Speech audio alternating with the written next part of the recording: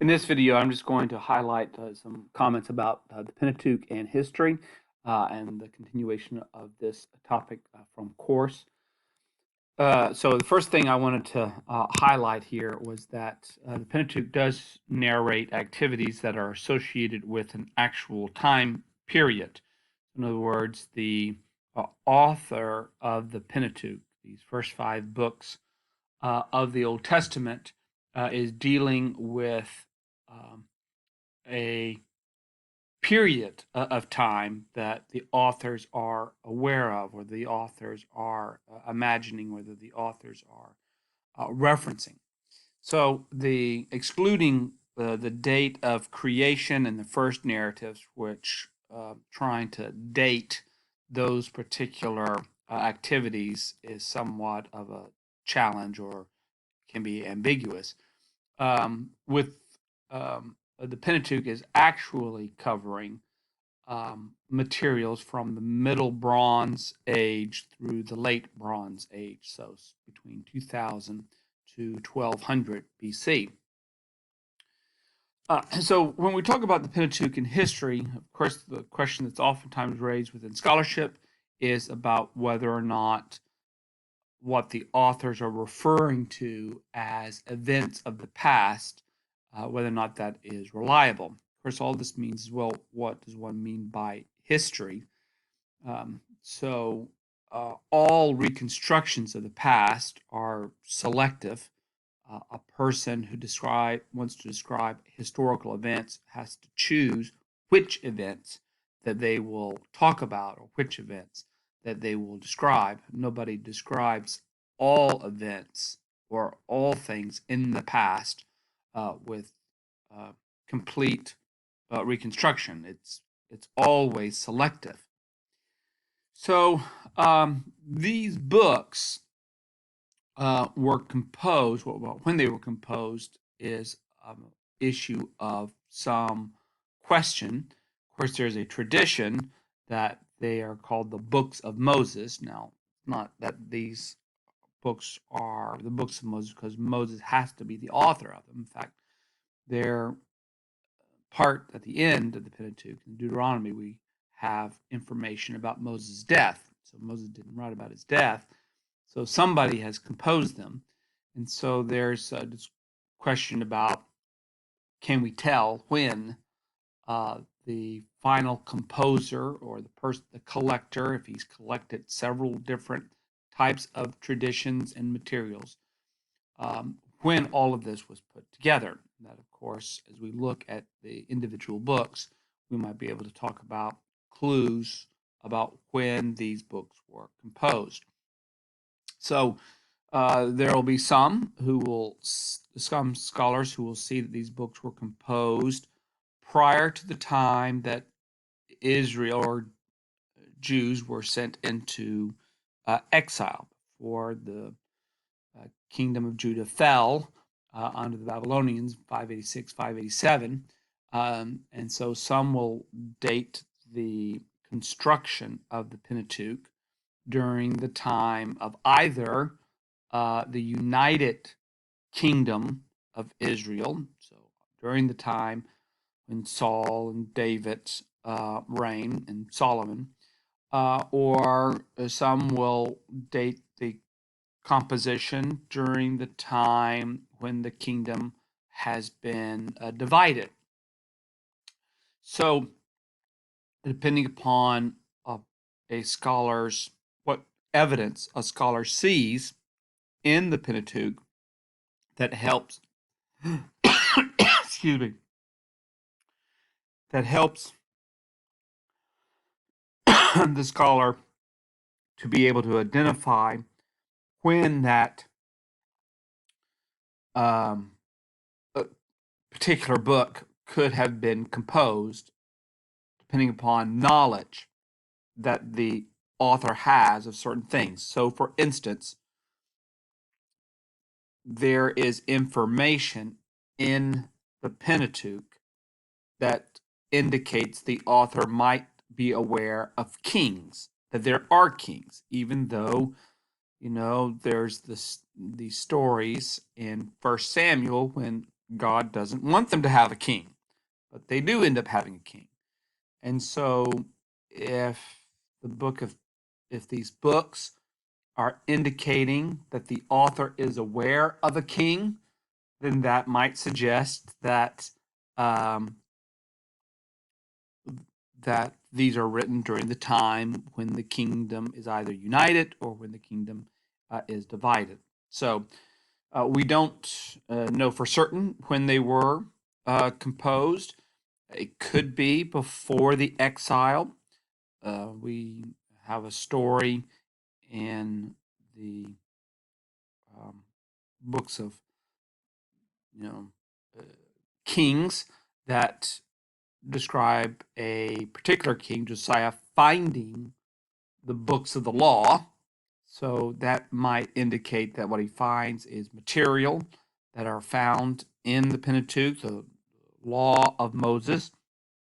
So that might indicate a composition of those books. Or it could be that the whole narrative has been created after the period of exile and when those Judeans who had been exiled in Babylon have returned back to Jerusalem. So that would put it a bit later. So the dating of the book is very complicated, and there's lots of speculations about the date of their composition. So whenever they were composed, these the final compiler of the books is presenting a history, a narrative about the kind of the beginnings of this people, this special people that inhabit this land.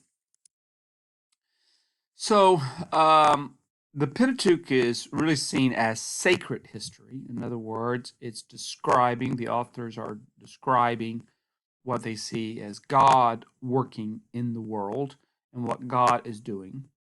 And of course, there is an authorial bias. In other words, the people who have composed these stories belong to these people. The book of Pentateuch is not composed by someone who does not self identify with the Israelites. Um, and so it is presenting the Israelites' story from that author's perspective as one who belongs to the group. So there's going to be authorial bias in the way in which events are described, and because of where the what the author may know will happen after the period when these events were to have taken place. But the author is interested in presenting what God is doing for this particular people that he is entering into a covenant relationship with. There's another issue about inspiration or about history that concerns us, and especially those who see these books as part of their canon. And if they're part of our canon or part of our Bible, they have some kind of authority over believers. And if they have authority, one of the ways in which they have authority is through the belief that they are inspired. Now, certainly the word inspiration itself is complicated, and what do people mean when they talk about something being inspired? But generally, if we're claiming that they are inspired, we're claiming that somehow these books are the books that God intends or wants for his covenant people to have.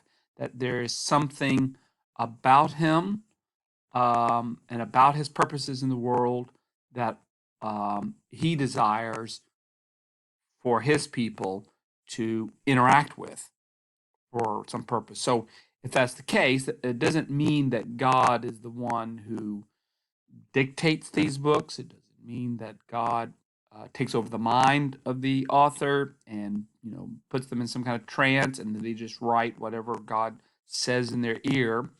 But there are these authors who are at work, and It is the belief of those who see them as canon that engaging in these books helps us to understand something about what God, who is responsible for creation, has done or is doing with the people who are talked about or discussed.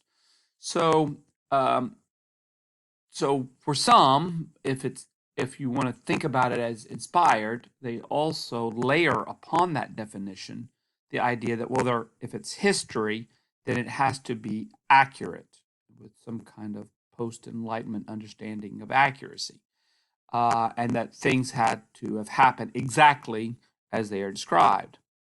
Others say, well, does not overlay the concept of inspiration, don't load the concept of inspiration with that understanding, and think there can be historical inaccuracies in the book, but that does not take away from its inspiration, even despite its historical inaccuracies or despite any authorial and bias that exist and may represent things in a way that aligns with their own interest in telling a sacred history, that they can still be inspired in that God is still operative through them in communicating and saying something to his people as they live throughout the ages.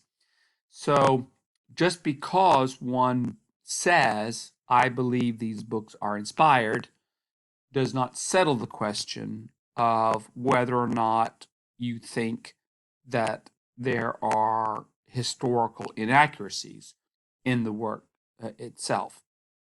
So the question can be affected by a belief in inspiration depending upon what one means by inspiration.